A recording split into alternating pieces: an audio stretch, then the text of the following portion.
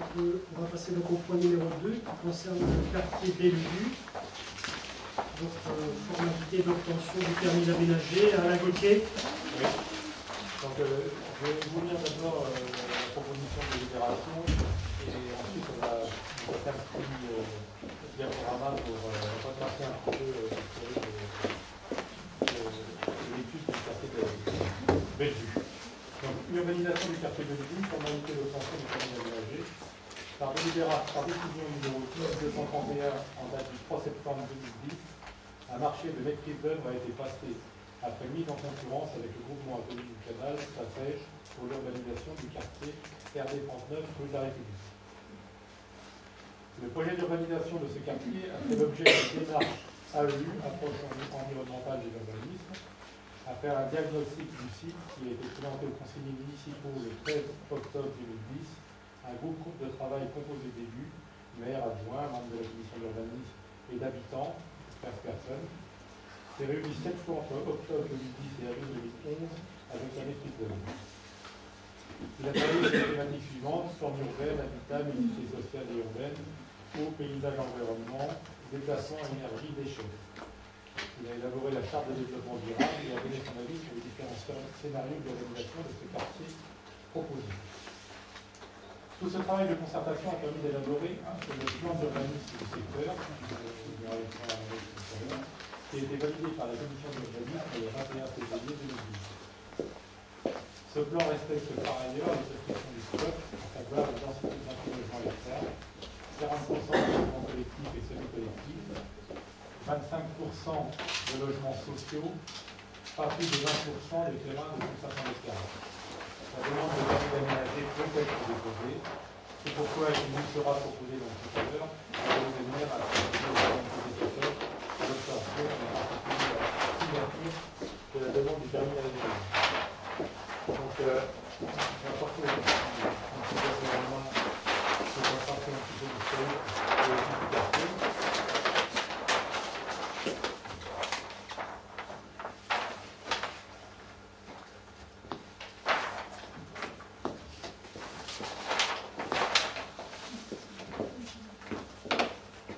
Vous avez en train de vous afficher le plan que vous avez en noir et blanc, si vous avez déjà en noir et blanc, et on va afficher sur l'écran. Je vous cache plus. Le plan sur l'écran ou le document de présentation? Non, le document Elisabeth. De présentation. Voilà. Bien. Donc, vous n'avez pas fait, donc, avancer un petit peu. Donc, on va rappeler donc, la diapositive, si vous voulez, Elisabeth. Donc, rappel de la démarche AEU. Donc, si vous pouvez mettre la tête d'après. Donc, en fait, on s'est penché donc, sur quatre grands thèmes de la démarche AEU. Donc, les trames vertes dans le cadre de l'eau, paysage, environnement, c'était respecter ce qui existait, le conserver, le renforcer et l'aménager. Respecter les règles de densité imposées par le code, on va y revenir tout à l'heure. Parler aussi des tramways piéton cycle, et en particulier, on avait une contrainte forte sur le site, puisque c'est un site qui a une forme quand même très importante. On va le voir un peu plus tard, ça a un impact fort sur les déplacements, et en particulier pour les PMR.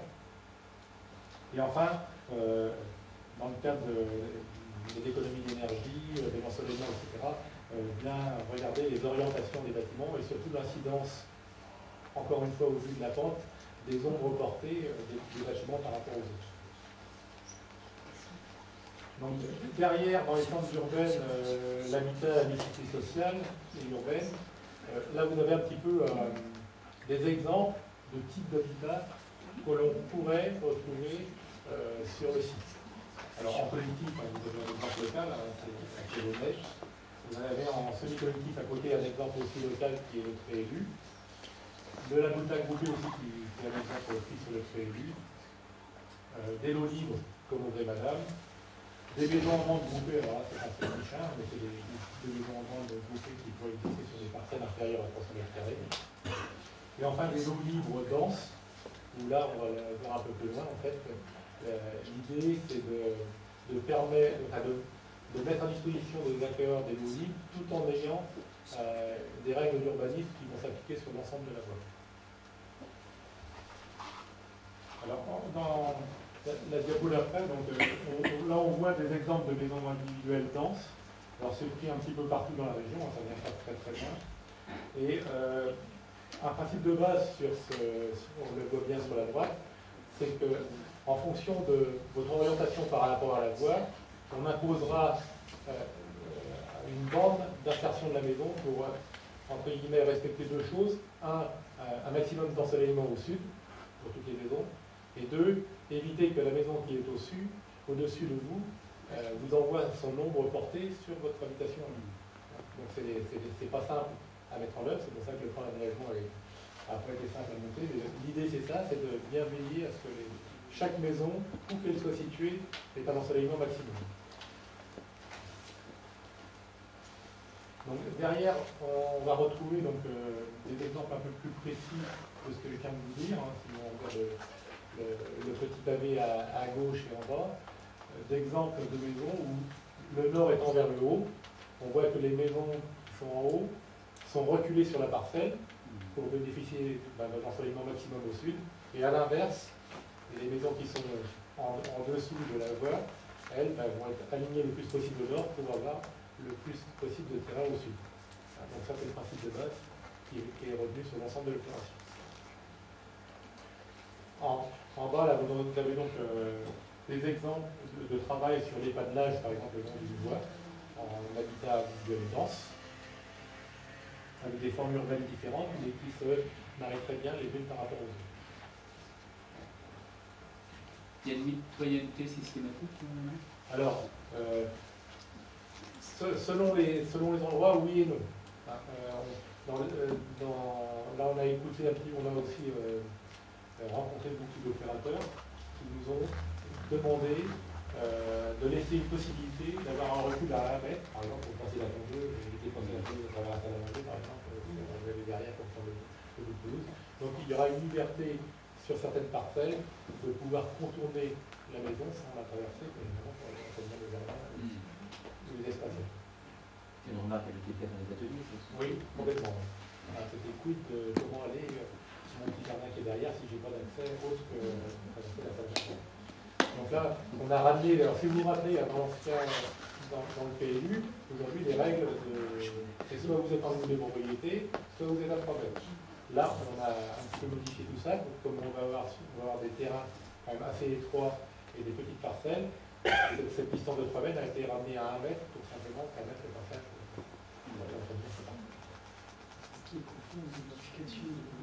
Voilà, complètement.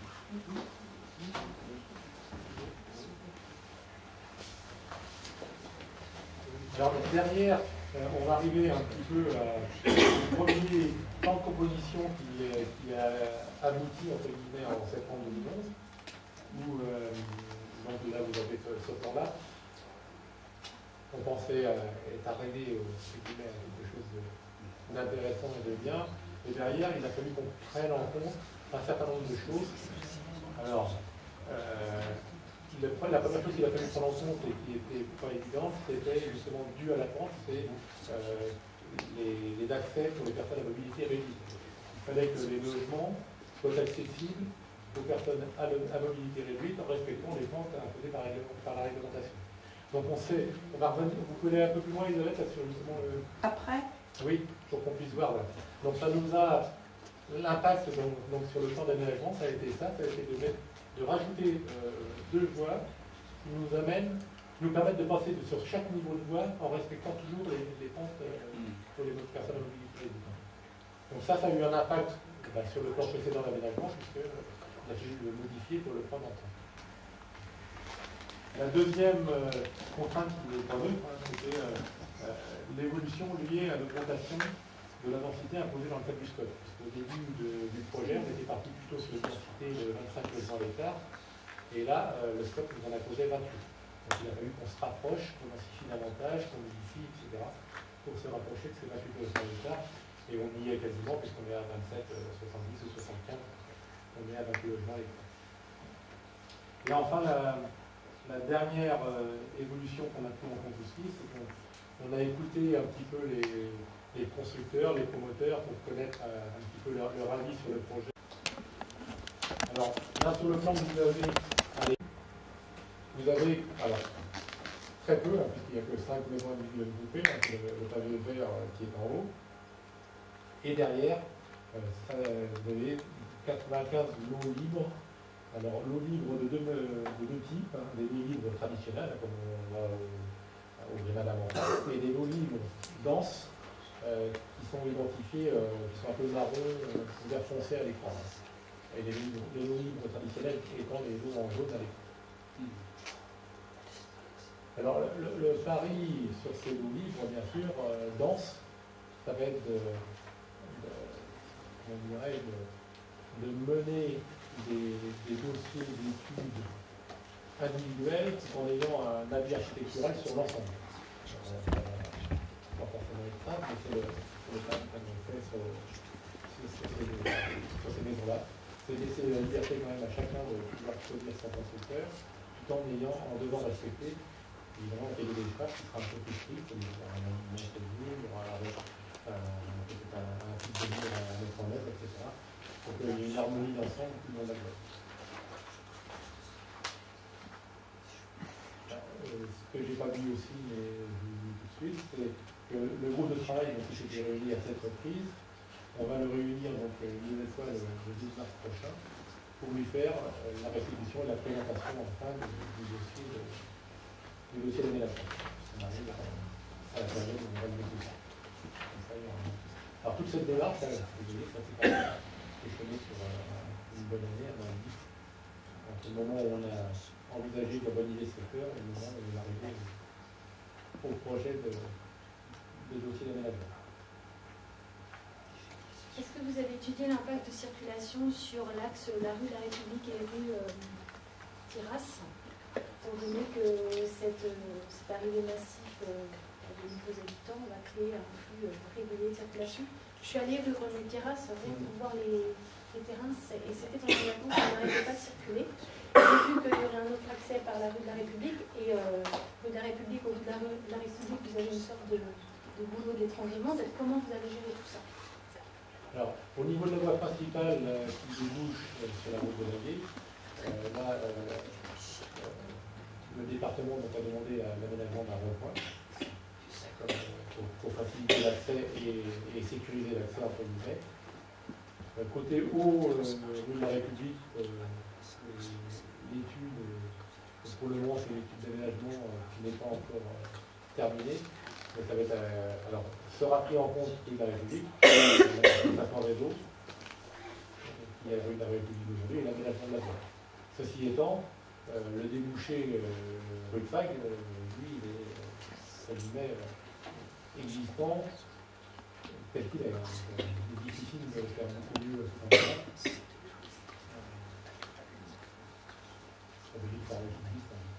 C'est ce que j'ai constaté. Je vois que là, il y a un resserrement sérieux. Donc après, il ne faut pas perdre de vue non plus que ça, c'est une opération qui va se dérouler là, mais vous savez bien qu'après, au-dessus, il y aura d'autres opérations et à l'avenir aussi une bonne contournement, ce qui viendra à terme, ultérieurement, bien sûr, améliorer cette circulation et résoudre ce problème. D'ici combien de temps la voie fonctionne? Pour le moment, on l'a pas encore identifié, on va vous dire. Mais donc ça fait partie, hein, vous savez, dans le cadre de la révision du PLU, ça fait partie des axes qui sont à étudier dans le cadre du développement de la commune. Hein, c'est une voie de contournement qui permettra de déboucher sans doute vers le château d'eau sur la route de Saint-Cloud. Donc les délais aujourd'hui ne sont pas encore évidemment. Ceci étant, il y a un moyen qui existe en haut comme en bas, donc on n'oblige pas à passer par la rue de la République.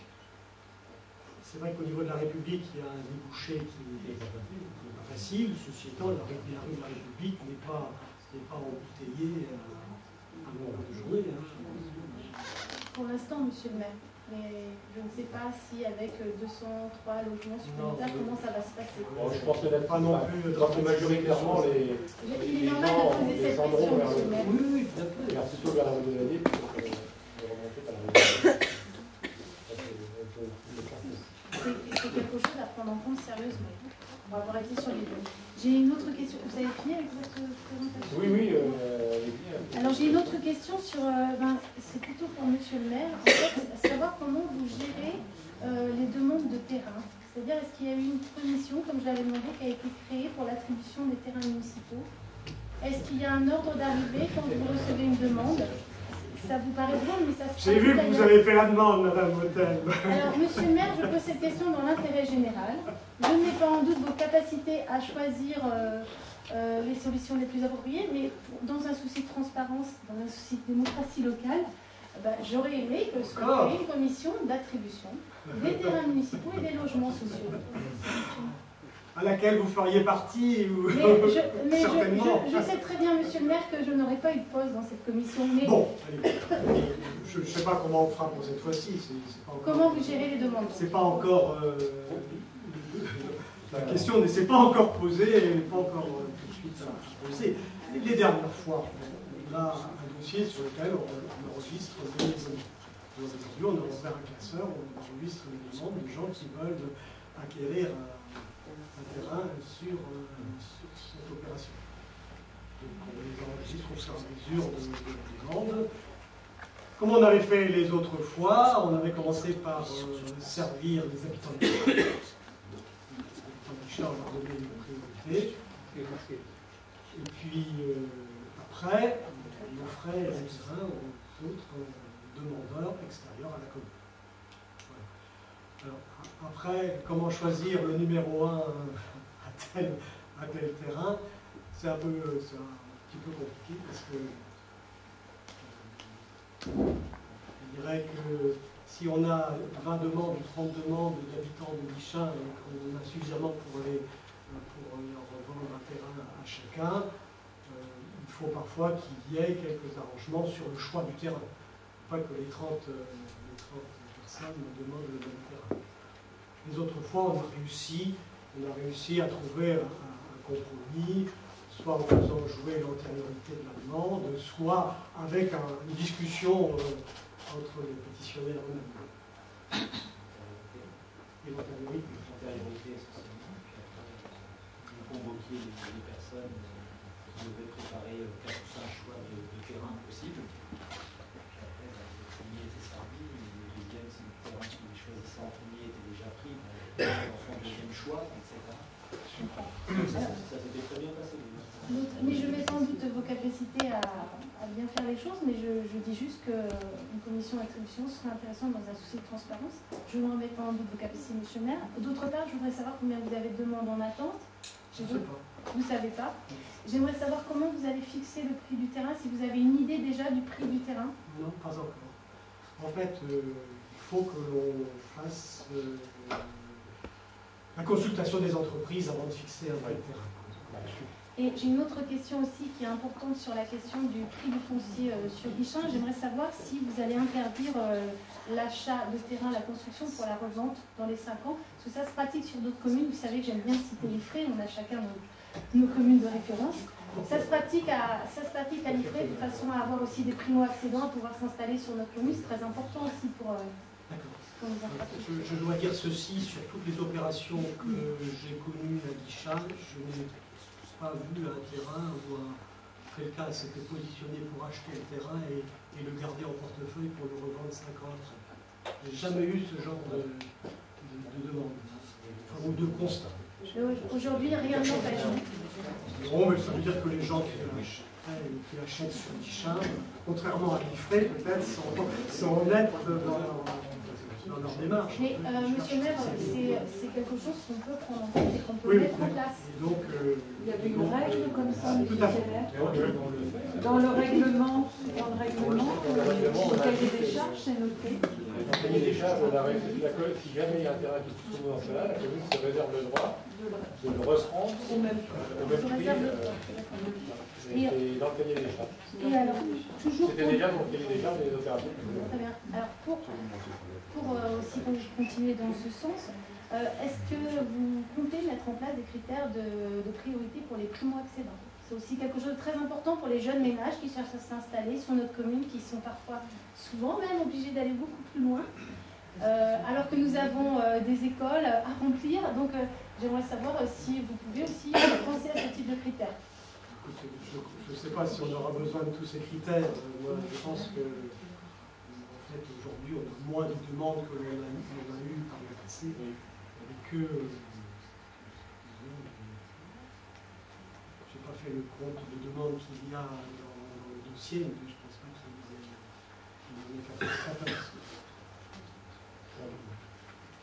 Sur le groupe de travail qui était... Ceci étant, moi je ne sais pas si un primo-accédant doit être privilégié par rapport à quelqu'un qui en connaît à son deuxième achat. Hein. Pour moi, c'est pas évident.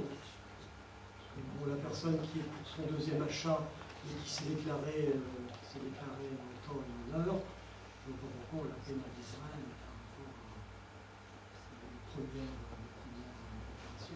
En général, les critères sont mis en place pour faciliter l'installation des jeunes ménages, parce que vous savez bien, quand vous arrivez à la deuxième construction ou deuxième achat, c'est souvent que vous êtes bien installé dans la vie. Vous êtes moins jeune, je dis, installé dans la vie.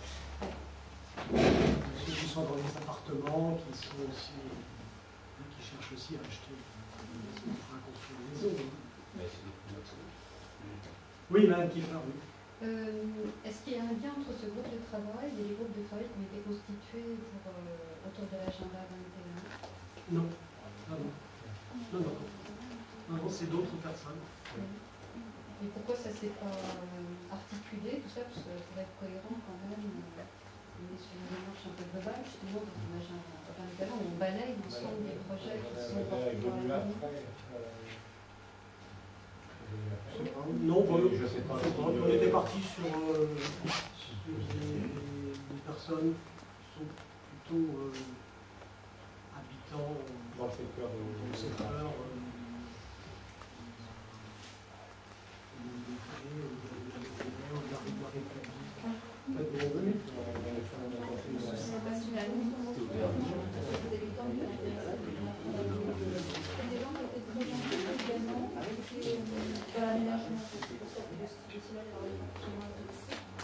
Et en fin d'études également, on avait fait un petit bilan avec eux de perception de satisfaction et globalement c'était tous très contents d'avoir pu participer.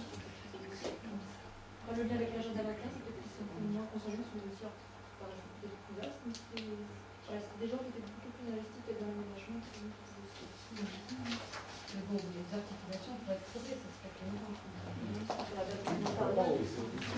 Oui, bien sûr, mais je veux dire, quand on constitue des groupes de travail à l'agenda 21, l'idée c'est de passer au travers de l'ensemble des projets aussi, hein, dans ce cadre-là.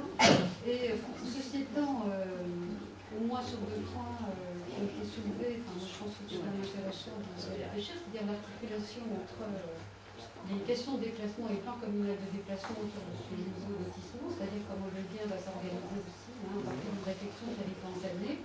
Et puis l'idée malgré tout de commission d'attribution me semble quand même quelque chose d'intéressant, hein, parce que ça permet aussi de définir des critères qui soient clairs, etc. Et puis les décisions qui sont plus collégiales, je veux dire, ça n'a rien d'exceptionnel.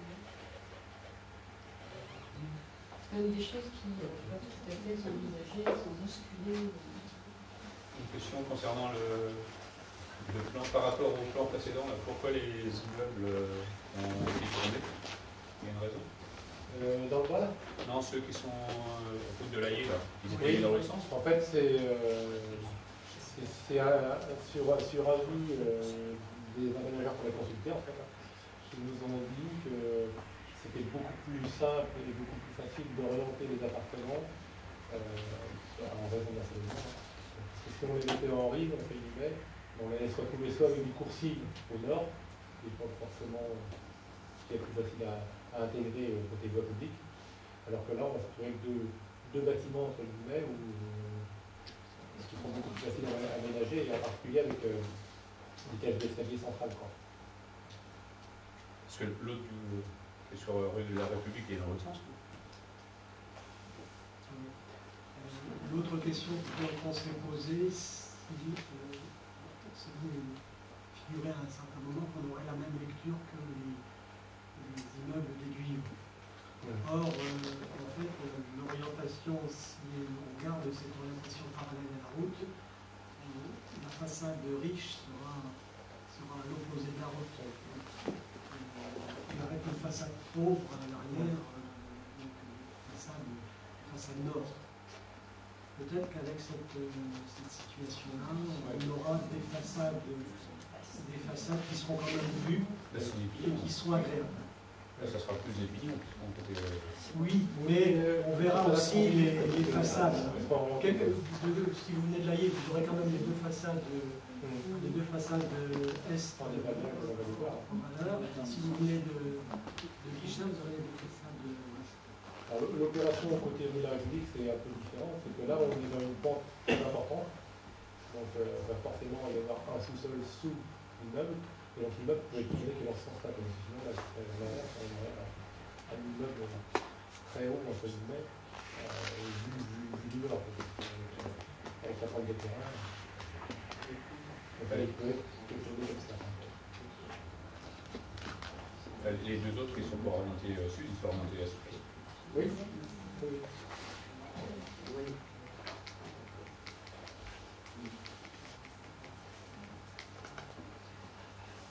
Bien, écoutez, on a tout dit sur ce point 2, il nous reste à le mettre au vote. Est-ce qu'il y a des votes contre? J'aimerais qu'on ajoute quand même la nécessité dans le compte rendu du conseil municipal, parce que je voulais indiquer la nécessité de vraiment faire une étude de déplacement sur les impacts sur la rue de la République. J'aimerais que ce soit ajouté, qu'on se souvienne de ce moment de discussion. Parce que j'ai vraiment peur que là, ça pose problème. Donc, sur ce dépôt de dossier, la proposition au maire a procédé aux formalités de permis d'aménager. Est-ce qu'il y a des votes contre? Est-ce qu'il y a des abstentions? Donc, c'est adopté à l'unanimité.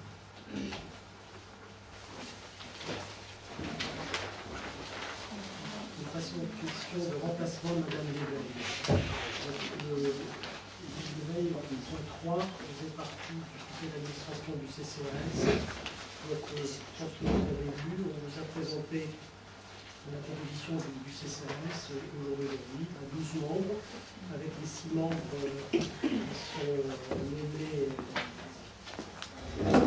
personnalités qualifiées, et puis les 6 membres du conseil municipal. Donc, dans les 6 membres du conseil municipal, la proportion est liste majoritaire, liste minoritaire. Donc on a 5 élus de la liste nombre et Joël Leclerc en tant qu'élu de la liste minoritaire. Je vous propose que Mme Dio, qui remplace Mme Léveille, soit remplace aussi Mme Léveille dans le CCAS. Donc il vous est proposé la liste de voter sur la liste ci-dessous, donc liste majoritaire Mme Plateau, Mme André, Mme Lochou, Mme Quintin, Mme Dio, et liste minoritaire Joël. Alors là, on ne peut pas voter comme la dernière fois à main levée. Je pense qu'on doit voter à bulletin secret pour ne pas être en défaut avec la réglementation. Donc on vous a préparé des petits bulletins de vote si vous voulez bien jouer le jeu. Je vous distribue. Et puis comme ça, on va essayer de gagner du temps. Sachant que pour les autres remplacements, on va pouvoir voter à main levée si vous êtes d'accord. Si vous avez d'accord.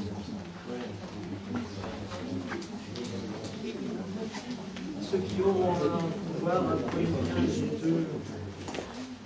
les deux petits bulletins de vote.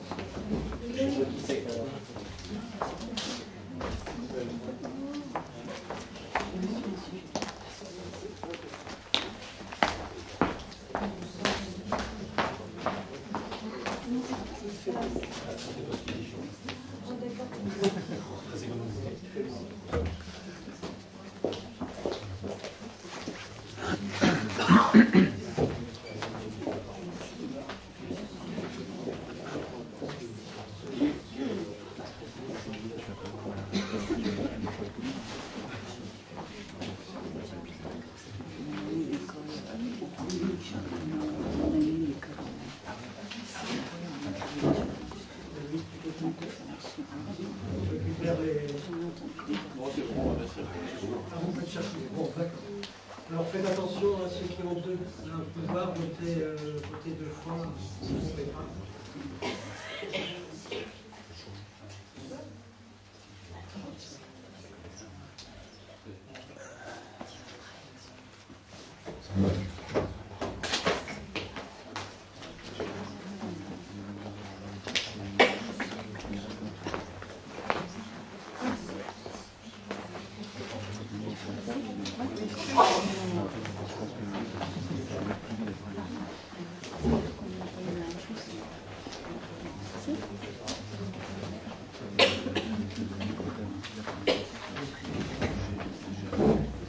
Pour donner le ton à Christian Ballard, écoutez,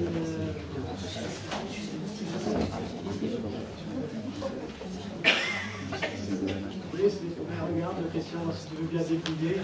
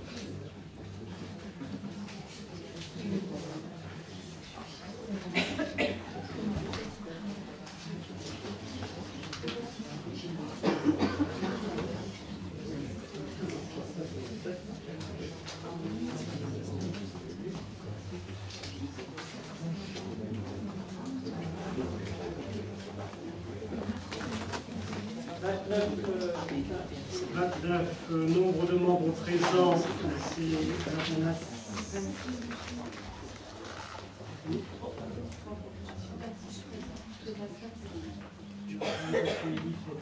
D'accord.